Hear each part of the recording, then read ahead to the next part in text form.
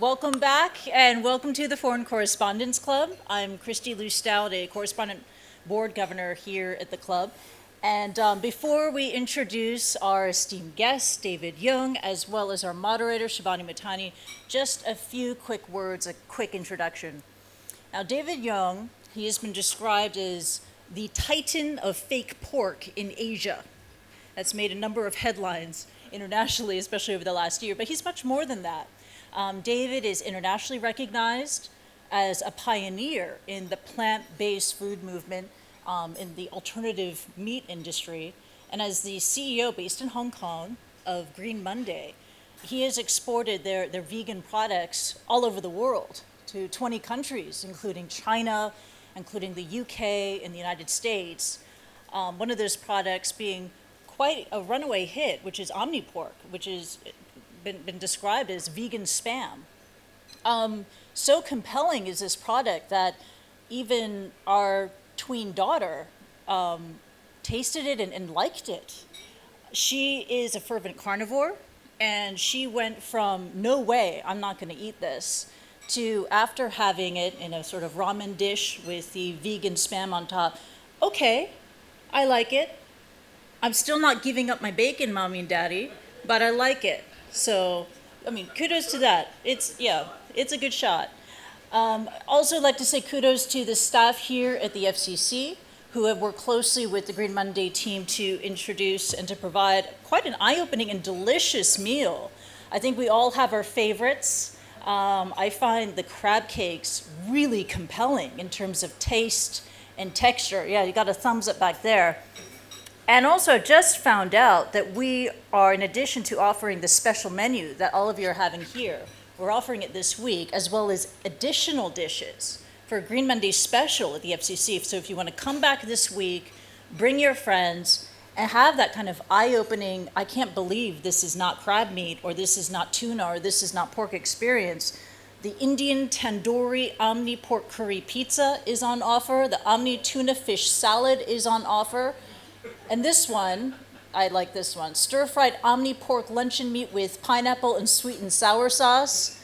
That sounds like healthy and plant-based Panda Express to me, that kind of dish as an American, an Asian American. You're booking a table for tomorrow. That's fantastic. That's what we'd like to hear.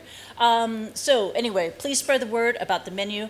And right now, let's introduce David Yeung, the CEO of Green Monday Group, and our moderator is Shivani Matani. Of course, she is the Southeast Asia as well as Hong Kong bureau chief for the Washington Post. Let's give it up for them.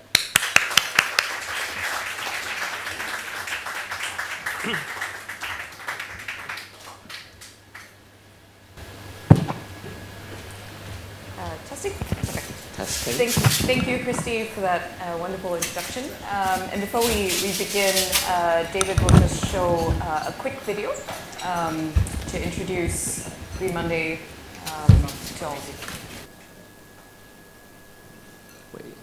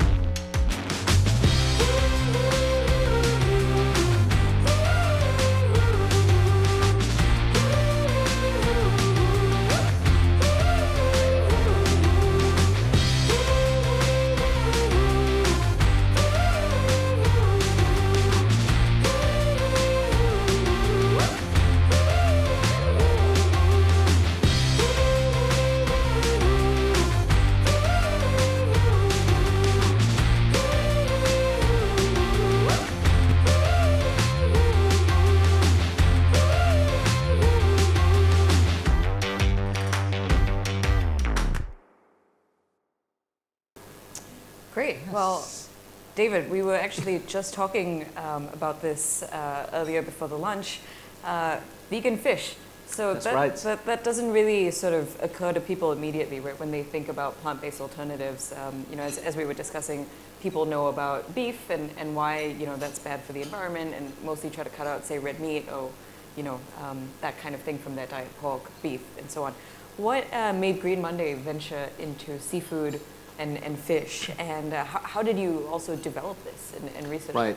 Well, first and foremost, thank you for having me, and thank you to the whole chef team for creating very delicious, the whole lunch sets with our products. I hope everyone is enjoying or already was quite impressed with the crab cake, the tuna, and of course the OmniPork dish as well. Why seafood? Now, in the last few years, I think a lot more people, particularly in this group, start to understand that with meats, or particularly with beef, how unsustainable it is, and it is actually one of the biggest culprits of carbon emission, greenhouse gas. But there is a gigantic piece of the puzzle that is missing, that is not talked about, and public awareness is extremely low, and it's about the ocean. So I have some data here that I can very quickly show. Yeah, right here. So over the last 70 years, from 1950 to now 2020, in just 70 years, in terms of fishery, we have been catching 900% of fish from the ocean than just 70 years ago, barely 70 years ago. We are overfishing our planet or our ocean to zero, basically. And we cannot treat the ocean as just a place that you can automatically just take things out. So that's number one. Fishing or overfishing is utterly unsustainable. And two, the way we fish nowadays is that we just wipe out the ocean. There's something called the bottom trawling, which they basically pull the nets. It's a giant, enormous net, just off the ground of the ocean, and basically take anything out from the sea. And that just kills the entire marine ecosystem. And besides the fish or the seafood that we eat, there are a lot of other marine lives that we kill along the process. And that leads to a big problem, which is actually a lot of people don't realize ocean, when we say the lung of the earth is the Amazon, because it has so many trees that it helps offset CO2, it is only partially true. It is the lung of the earth on land. But actually, more than 25% of CO2 is offset by the ocean, which in turn release anywhere from 50 to 70% of the oxygen we breathe. So actually, the biggest lung is the ocean. And by us absolutely devastating the entire marine ecosystem, we are driving our ocean to death, which means it loses its capability to offset CO2, release oxygen, and of course, to produce healthy, sustainable seafood for us to consume. So when it comes to beef, pork, chicken, a lot of discussions have been revolving around land animals, when in fact, seafood and ocean sustainability is equally important. So if we just back up a bit to the founding story of Right. Green Monday, what was your entry point into this? Were you thinking primarily about sustainability then, or were you sort of trying to adapt to different types of lifestyles, the vegetarian lifestyle in Asia? And when did you feel that the market was sort of right for this introduction in Asia, which historically has always been quite behind the U.S. Right. and the U.K., Europe when it comes to going vegan or vegetarian? Right. We have a very unusual journey for whether you call a startup or just a venture period. We will be celebrating our 10th anniversary in a few months. So next April 22nd, which is Earth Day, we will officially be celebrating our 10th anniversary. Now, 9.5 years ago, when we kicked off Green Monday, we were not selling OmniPork. We were not selling Omni Seafood. We were selling a movement. We were initiating a movement of Green Monday. First and foremost is like, what's wrong with the planet? Why, what's the reason? What's the urgency for change? So we actually start out activating the movement, explaining to people why change is necessary and is actually very urgent. So our journey, if you look at a little bit of the timeline snapshot, the first few years we were laying the cultural foundation, the awareness foundation for change. Why that change needs to happen. And then from 2015 onwards, which was 3 years into our Green Monday, social venture journey, that was when we opened the first Green Common, which I hope some of you may have been supporting since the early days. And then we start bringing in many of the newer products from globally, particularly, I think the most famous one is Beyond Meat, which back then in 2015-16 was completely unknown. And when I first visited them back in their headquarters in El Segundo, Los Angeles, they were only 20 people. My first visit to Beyond Meat was only 20 people. Not even these two tables combined. It was less than these two tables. So it was a tiny company at that time. But we start championing this and start to educate people that there are now new choices for vegan. It's not just tofu and it's not just salad anymore. And then along the way, we start building the team to develop Omni, which of course OmniPork series is our first, kind of the plant-based pork series, is our first target because Asia, we consume a lot of pork. Pork is animal protein in Asia. About 65% of all meat consumed in China is pork.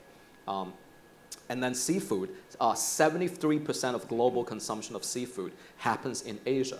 So the journey has been the cultural foundation, the awareness, and then the accessibility, and then the product innovation. So that puts Green Monday as a very unique, kind of one of one, like our type of company in the world. Because even though there are many product companies out there who are also driving the movement, but no one has been as dedicated and has such an impact on shifting awareness and behavior. Did you think it was a risk at the time to kind of move from just bringing in products that were pretty well known, like Beyond or whatever, to actually developing your own? When you started doing that, were people thinking like you were crazy? Like, is Asia really ready for vegan pork? What is this? Will people adapt to it? Well, first of all, it wasn't until that late that people thought I was crazy. I've always been considered crazy. So, yeah. So being crazy is something that, not in a good way, especially in the early days. It's like, what is he thinking, It's something that I do believe most entrepreneurs almost have to get used to. You are, bucking the trend. You are talking about something that in the early days, most people don't understand. So the borderline between that line between pioneer and like just lunatic is actually quite thin.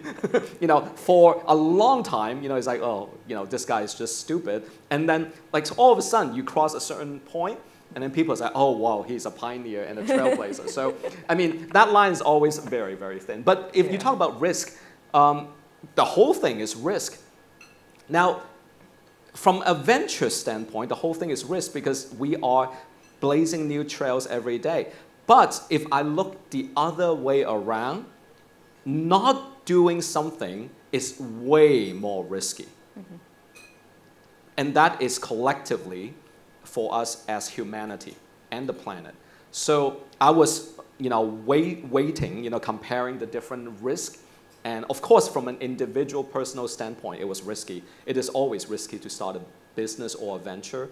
But I just thought that once you look at the numbers from a population growth standpoint, from a climate change standpoint, eventually people will wake up to this. I don't know if that is going to be 2019, 2024, 2028, I don't know. But eventually, we have to wake up to it because the numbers don't add up. So talk to me a little bit about the McDonald's partnership. Yeah. That seemed to be one of the really major kind of ways that OmniPork brought vegan meat to the Right. forefront, right? And made it much more, mainstream. How did that come about? Was that hard to achieve or convince? And it wasn't just in Hong Kong, I believe, right? Yeah, it was also on the mainland mainland where China. they had the same type. Yeah, so we are very thankful to McDonald's Hong Kong and mainland China for the partnership. In the case of Hong Kong, we are actually just celebrating our 1-year anniversary. I think we launched it October 12th or 13th of last year. So it really is 1 full year. You can go to McDonald's any day, you can grab an OmniPork breakfast. It is served before 11 a.m. Now, how did that come about? Well, I mean, we have been building this momentum. Plant-based meats, the quality, the innovation is, reaching the standard, the level that,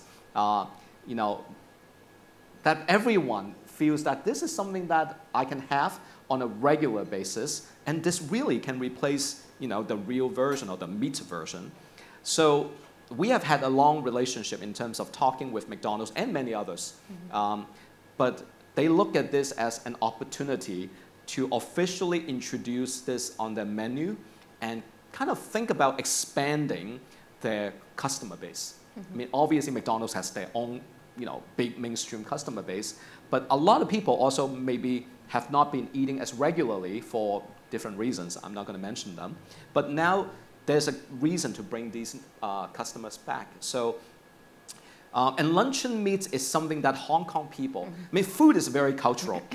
Food is very cultural. Like, we have emotional bonding and attachment to food. And for whatever reason, 午餐肉, like luncheon meats, like Hong Kong people are crazy for, we put it on ramen, on instant noodles. If you go to Cha Chan Tang, the luncheon meat noodles is a staple. Some people eat it like 7 times a week. It's the default.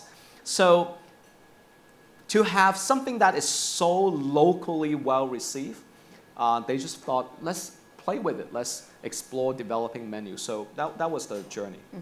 Was it difficult to figure out the R&D portion of it? Like, I think a lot of people are very curious, like, what is this?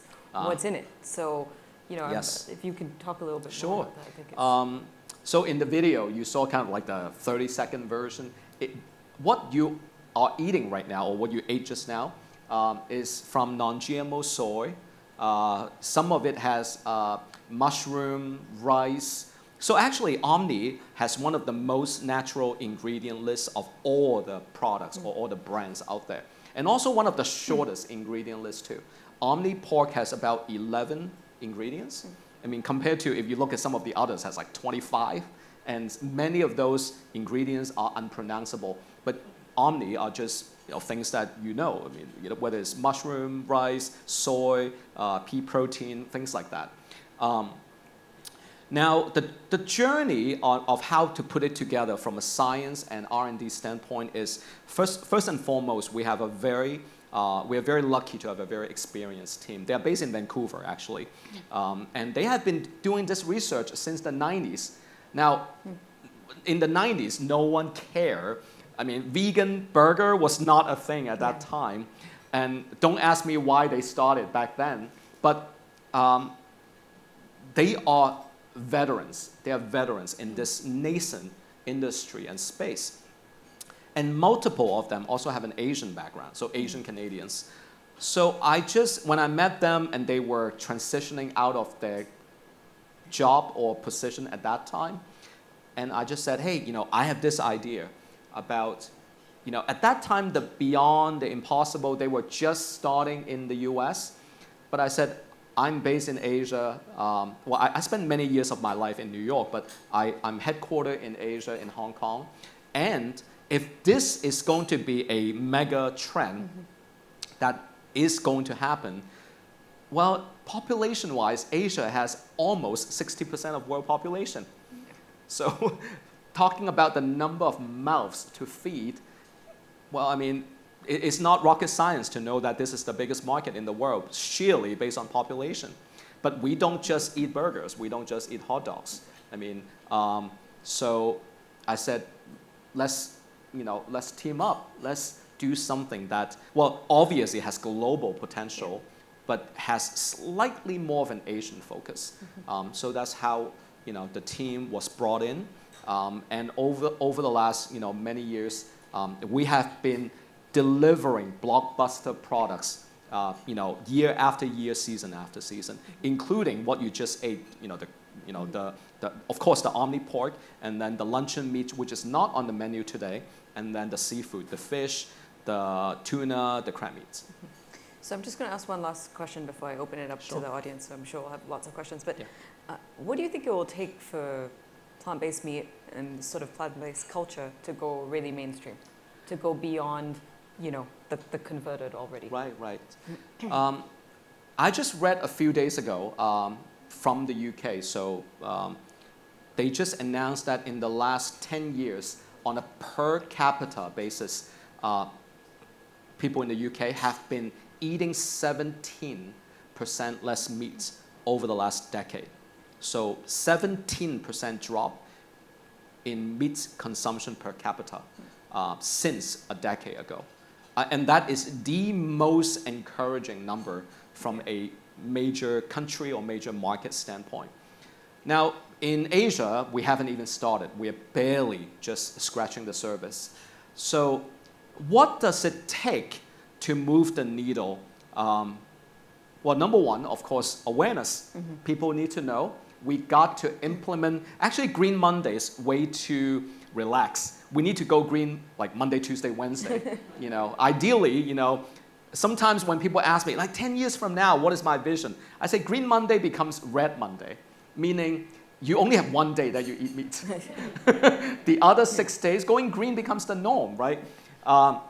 So that's sometimes my way of answering the 10-year, 20-year question.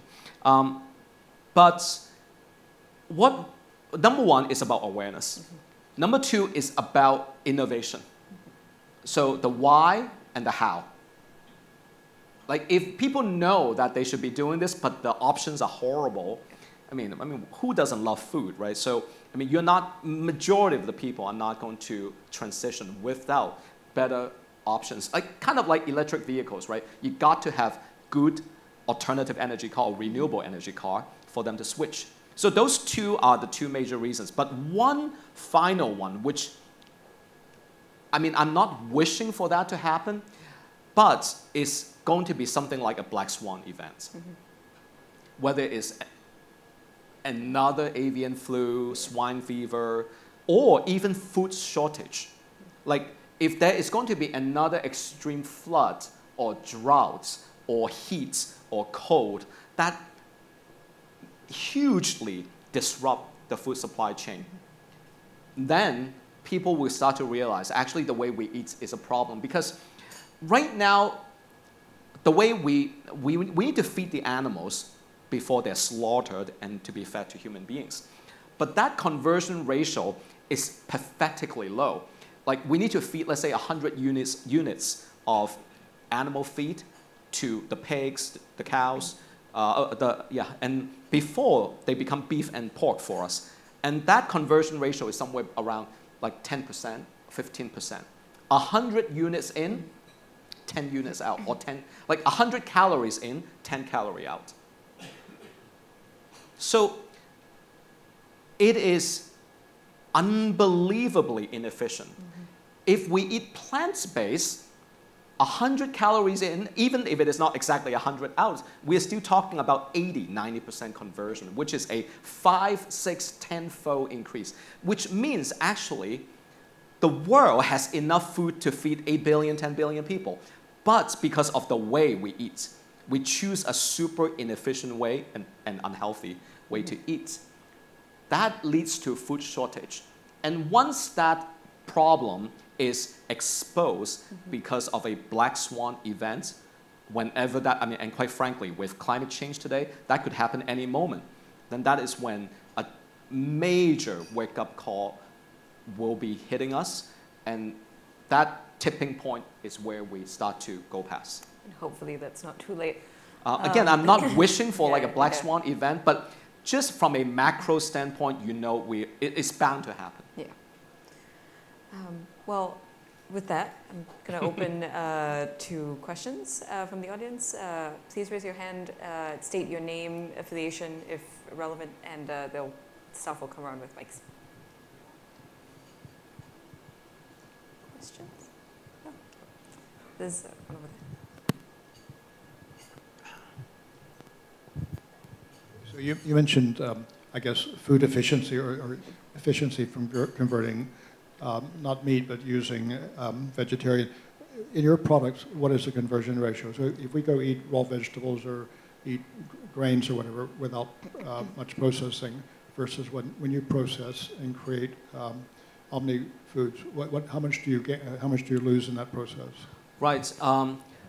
Well, unless from a production standpoint, we ourselves, screw up our planning on, the input and the output, but those would be human error from a production standpoint.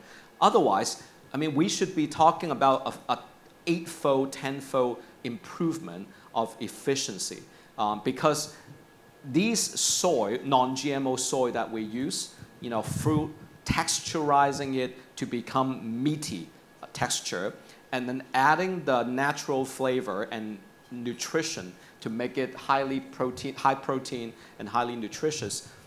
The wastage is, I won't say it's negligible, but it's very small. So we don't have to go through the whole process of feeding them, not to mention they could get sick and then eventually get slaughtered. So it's a very enormous improvement. Now, the only thing is for us, just like any company now, then it's about economy of scale. How do we make sure that, from an upstream ingredient sourcing standpoint, that we can ensure the most efficient supply? So those would be just like any food or business out there. It's about managing and optimizing on the economy of scale. But conceptually, reducing or taking the animal as the middle party to process, and we eat plant-based meat, is a huge, gigantic improvement.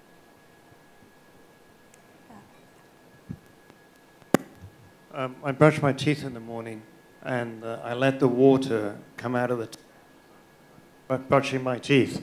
And my wife is telling me, turn the water off, save the water. And I say, no, it's okay, I'm a vegan. And what I tease her about,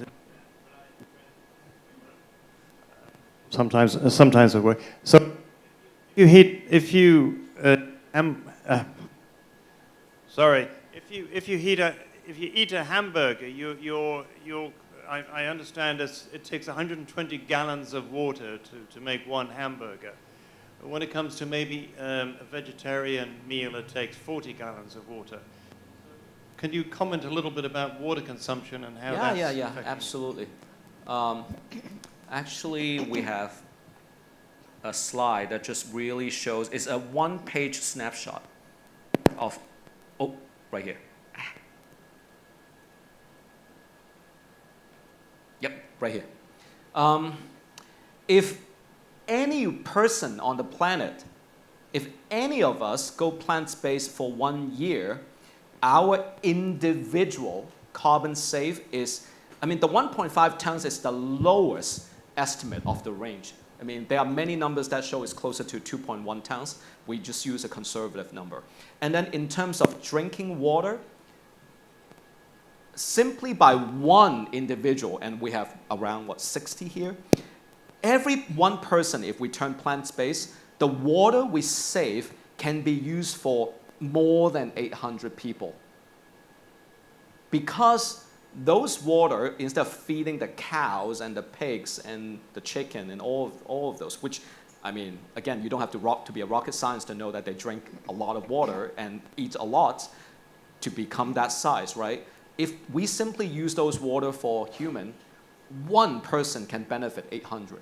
So, and by the way, this is not one-fold. It's like multifold, right? Carbon reduction, water reduction, and then, again, because of the better conversion ratio, we can feed more people because by default, we are not wasting the inputs through the animals. So the benefit really is multifold from an environmental standpoint. Not to mention, like, last but certainly not least, is it is healthier.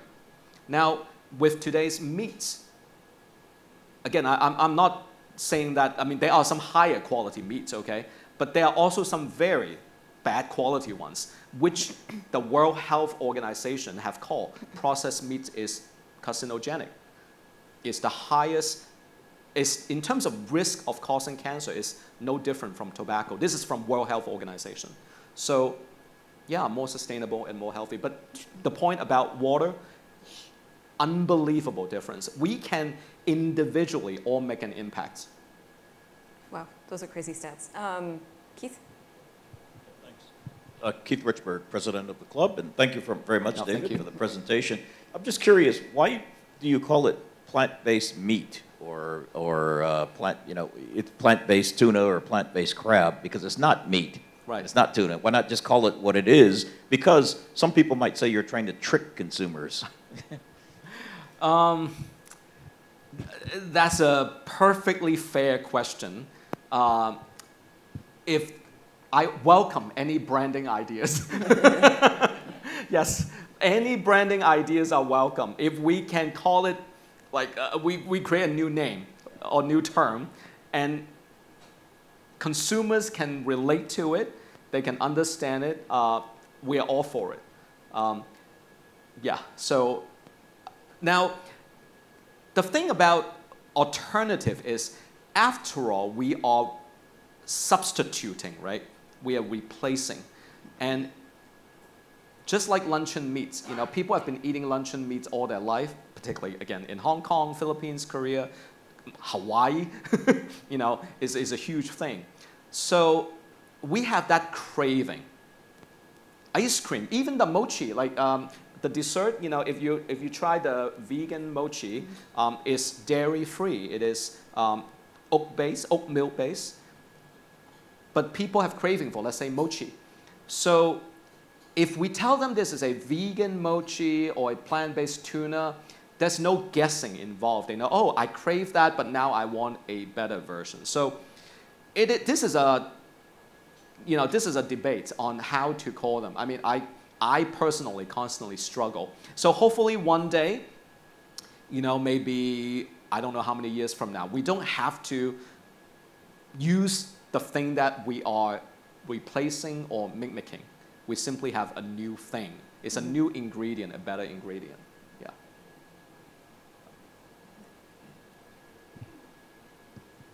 Hi, I'm Joyce, and my question is, what advantage do you have as an Asian company coming into the Asian market? What kind of cultural challenges are specific to the Asia market? Because I know that a lot of US companies are now trying to expand into this region also. Well, as I said earlier, food is very cultural. Even if we look at China alone, Northern China, Southern China, Western China, Eastern China, completely different. The dan dan mian, the tantan noodles in Shanghai is not the same as the tantan noodles in Chengdu, okay? The bao, like we have we're in Guangdong, Southern China, right? So our baos are not the same baos as the ones that Beijing people expect.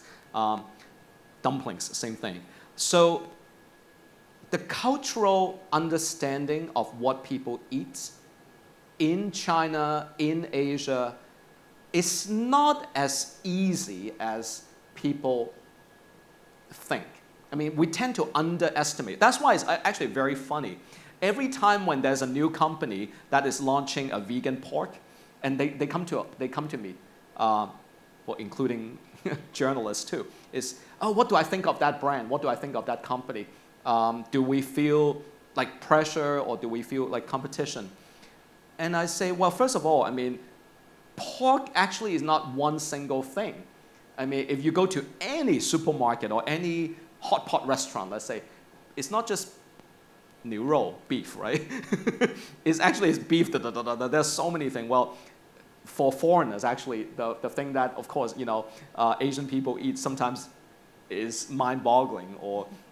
So I mean, mind-boggling. I'm using the most polite term. So beef is not one single type of product. Pork is not one single type of product. There are so many nuances. So understanding of the culture and the flavor profile. I mean, I think for all of us, like in my case, I was born in Hong Kong. Of course, I have been spoiled by the culinary of Hong Kong restaurants. Whenever I go to the US, let's say, actually the type of restaurant I eat least would be Chinese restaurant in the US because I know it's not the most authentic. So I would eat a lot of other things, Korean food, or of course Italian, you name them. But I tend to avoid Chinese restaurant in the US because I know what the authentic standard is and what the less, like kind of the American Chinese food, version is. Until I get really desperate for like, just a bowl of rice and stir-fry vegetables. So yeah, to answer that question is cultural nuances, local food preference and culture is not as simple as people realize. Yeah. The curry in Thailand is not the same as the curry in India, obviously, even though they're called curry. Yeah. Christy? Thank you so much. Because of your first mover advantage, you're a pioneer in the plant-based food movement. You're also a big disruptor. You've disrupted Hormel. You're disrupting Spam. You are potentially disrupting the pork industry in China and the United States. Now you're going for seafood. These are very big, powerful, entrenched business interests. Yeah. You must be on their radar. Have you gotten any sort of pushback, and in what form? And in a follow-up question is, there's a number of other players like you out there, like Tyndall, like Corona, like Impossible, like Beyond. Of course. They're your rivals because they're operating in the same space. Are you working together to share best practices and to form an alliance? So two questions. One, we're disrupting, getting on their radar, particularly after the story from you. I think more people obviously know about Omni, know about Green Monday. But I think a couple years ago, their stance would be more defensive. I mean, the existing meat giants. But today, I think they realize that this is there's no turning back. I mean, what we are doing is based on objective science and objective facts. So it is interesting. I think, first of all, they are becoming, I'm not saying all of them, some of them are becoming less defensive. And maybe, in fact, some of them are also reaching out. I mean, I can name which one, on this stage, but some of them are even reaching out to say, are there ways to collaborate? I mean, so that's number one. Now, number two, in terms of the emerging players, both, of course, the big ones from the US and many newer ones in Asia and globally, do we have an alliance? How do we work together? Now, this is an emerging landscape. To me, at least from me personally, the pie or the industry we're trying to disrupt is just so big.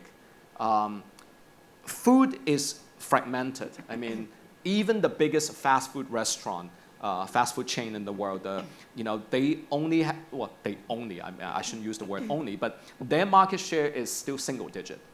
And it's not even 9. I mean, it's like mid-single digit. So what that means is the food business and industry is very fragmented, and it will take a lot of us to truly move the needle. Now, eventually, each business, based on their strategy, based on their, obviously, the quality and the innovation, based on their brand, I mean, certain years later, I mean, the dust will settle. Some obviously will emerge as the bigger winners, and some may not necessarily survive. So then that applies to any startup landscape. I think there's a question there. Hi, I'm Taha. Hi. I think we've talked a lot about sustainability and all of that. My question is, how do you convince a carnivore that, look, you're getting the same amount of nutrition from a piece of salmon or vegetarian salmon or vegan salmon?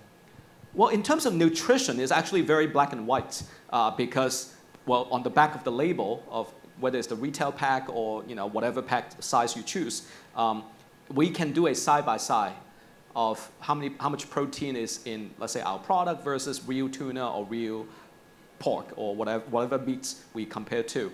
And they stack up very favorably. That is the breakthrough of what we are doing today compared to the truly the fake meats from 20, 30 years ago, which actually Asians are not unfamiliar with. I mean, for the people who have been, I mean, you mentioned that your family member has been vegetarian for 20 plus years or 30 years. Actually, if you go into some of the Buddhist vegetarian restaurants, fake meats exist. But those truly were, let's say, super oily, mostly made from gluten, and from a protein or nutrition standpoint, they don't stack up against real meat. So the breakthrough here is not just the taste and the texture, but nutrition. And nutrition is black and white. In fact, once you put them side by side, a carnivore would be convinced that they should not be eating so much of the animal meat because the cholesterol, the fats, not to mention the hormones and the antibiotics.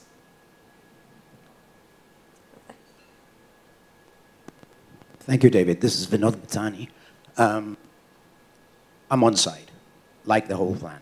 But can you tell me, what are people going to say are the drawbacks or the criticisms that they're going to come up forward with the plant-based meat that you're offering?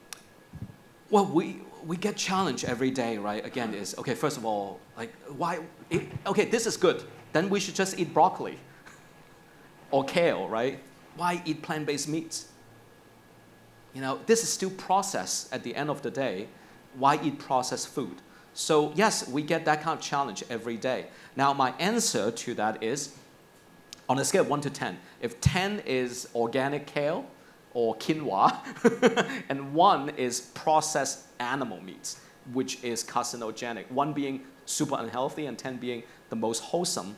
Now, first of all, these products, at least is a major upgrade.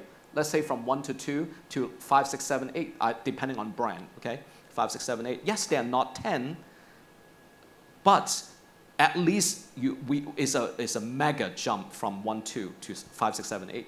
That's number 1. And 2 is on a big picture standpoint, we cannot forget that, as I said earlier, we have emotional attachment to food. Like, let's say in the case of America, burger is just too ingrained. I mean, how many burgers are consumed on July 4th, let's say, right? I mean, barbecue. Or turkey in Thanksgiving, which is coming up. I mean, in our case, in Asia, in China, right? Okay, Chinese New Year, we have our Chinese New Year food. Mid-Autumn Festival, we have our mooncake, right? So having this transition alternative help people to give them that intermediate step. And the other thing is, from a culinary standpoint, if we keep taking things off the palate from the chefs, right? Okay, you keep taking beef, lamb, pork, seafood off what they can use, they're like, okay, it's like tying their hands.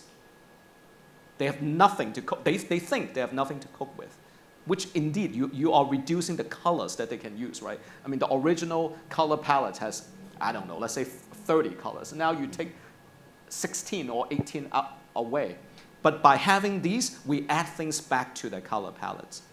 So they can still create, the crab cake with salad today or the spaghetti bolognese. So that's why these products indeed have their value.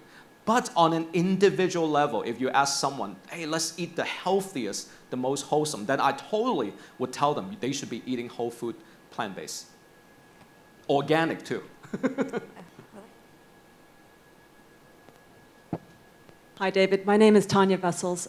It has been an absolute joy to watch all the products you've launched from 2015 to date. So we're talking burgers, we're talking pork, seafood. What's the next frontier for you guys? Is there another one that you'd like to disrupt? Today is not a product launch event. we have a lot of things in our pipeline. It is fun and it's actually quite a burden, to be honest, because my team would know that we need to do tasting not just every day. Like sometimes it feels like every day we have some tasting. And honestly, many of them are bad because it's a trial and error process, right? I mean, the crab meats that you ate today, this is the final version after, I don't know, 695 iterations, whatever that number is. So I need to taste those, well, maybe not 600, like 300 times, which is not the most fun. But anyway, what's next? Obviously, there are plenty of things that we are working on. But what Green Monday is very unique is, again, we're not just working on protein innovation. We're working on all the things. So mochi, like the mochi that you just had for dessert, ice cream, which we launched. There are many things that we're working on outside of meat. And even outside of the original food too. Like most recently, we used OmniPork to create the meal pack. And we even call it, we even brand it called the lazy category, like the lazy series. It's for people who don't know how to cook or who are too lazy to cook. And these are ready, reheatable pouch. And it is super popular. 鱼香茄子, 麻婆豆腐, like just, reheatable pack. So there are many big and small innovation that we're working on based on ultimately what the world needs. So it is fun. We have time for one last question. Hi, thanks, David.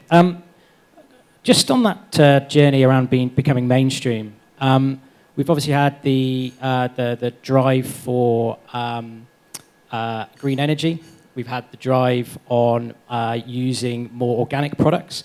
And both of those challenges, and perhaps this one as well, have been around affordability in the mainstream. What are some of the roadblocks that you have today on overcoming that cost barrier? And as a second point, given the benefits you've talked about today, what do you think the governments and perhaps regulators should be doing to support improving this awareness? Right. So one is on affordability, the other one is on government. Well, in terms of affordability, again, just like any business, any products, it is about evolving into that economy of scale. I mean, that applies to your phone, that applies to whatever new innovation that the world develops. So I think we as in Omni and also the industry as a whole, we are not that far from reaching parity or in fact lower than animal meats. Because as I said earlier, the conversion ratio, we're simply converting from plants or original ingredients such as soy or whatever ingredient that particular product used directly into that plant-based product.